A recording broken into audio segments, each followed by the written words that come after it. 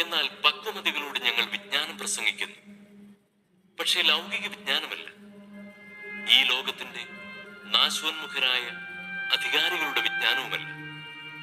രഹസ്യവും നിഗൂഢവുമായ ദൈവിക ജ്ഞാനമാണ് ഞങ്ങൾ പ്രസംഗിക്കുന്നത്.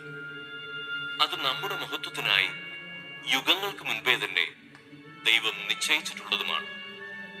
ഈ ലോകത്തിന്റെ അധികാരികളിൽ ആർക്കും അത് ഗ്രഹിക്കാൻ സാധിച്ചില്ല. സാധിച്ചിരുന്നെങ്കിൽ മഹത്വത്തിന്റെ കർത്താവിനെ അവർ കുരിശിൽ തറയ്ക്കുമായിരുന്നില്ല. എഴുതപ്പെട്ടിരിക്കുന്നത് പോലെ ദൈവം തന്നെ സ്നേഹിക്കുന്നവർക്കായി സജ്ജീകരിക്കുന്നവ കണ്ണുകൾ കാണുകയോ ചെവികൾ കേൾക്കുകയോ മനുഷ്യ മനസ്സ് ഗ്രഹിക്കുകയോ ചെയ്തിട്ടില്ല. എന്നാൽ നമുക്ക് ദൈവം അതെല്ലാം ആത്മാവ് മുഖേന വെളിപ്പെടുത്തി തന്നിരിക്കുന്നു.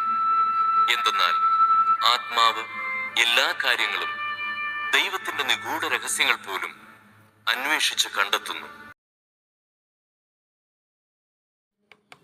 അതിനുശേഷം അവൻ നായിൻ എന്ന പട്ടണത്തിലേക്ക് പോയി. ശിഷ്യന്മാരും വലിയ ഒരു ജനക്കൂട്ടവും അവനെ അനുഗമിച്ചു. അവൻ നഗര കവാടത്തിനടുത്തെത്തിയപ്പോൾ മരിച്ചുപോയ ഒരുവനെ ചിലർ എടുത്തുകൊണ്ടുവരുന്നത് കണ്ടു. ഒരു വിധവയുടെ ഏകപുത്രനായിരുന്നു അവൻ. പട്ടണത്തിൽ നിന്ന് വലിയ ഒരു ജനക്കൂട്ടവും അവളോടൊപ്പം ഉണ്ടായിരുന്നു.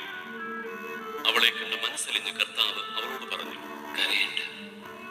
അവൻ മുന്നോട്ട് വന്ന് ശവമഞ്ചത്തിന്മേൽ തൊട്ടു. അത് വഹിച്ചിരുന്നവർ നിന്നു. അപ്പോൾ അവൻ പറഞ്ഞു, യുവാവേ, ഞാൻ നിന്നോട് പറയുന്നു, എഴുന്നേൽക്കുക. മരിച്ചവൻ ഉടനെ എഴുന്നേറ്റു. അവൻ സംസാരിക്കാൻ തുടങ്ങി. യേശു അവനെ അമ്മയ്ക്ക് ഏൽപ്പിച്ചു കൊടുത്തു. എല്ലാവരും ഭയപ്പെട്ടു.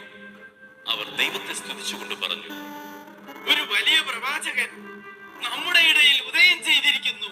ദൈവം തന്റെ ജനത്തെ സന്ദർശിച്ചിരിക്കുന്നു. അവനെ പറ്റിയുള്ള ഈ വാർത്ത യൂദയ മുഴുവനിലും പരിസരങ്ങളിലും പരന്നു.